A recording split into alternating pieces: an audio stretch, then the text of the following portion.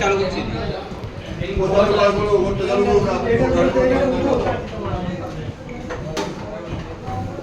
কাটবে না গিয়ে ফুল যায় কি ফুলবি না কি রে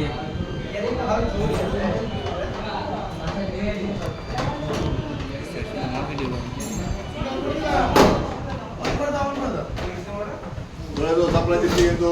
এই শুনে যাও দাও সাপ্লাই দাও ঠিক আছে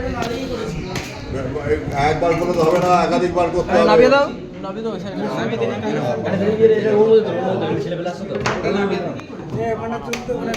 বেঞ্চের উপর ধরে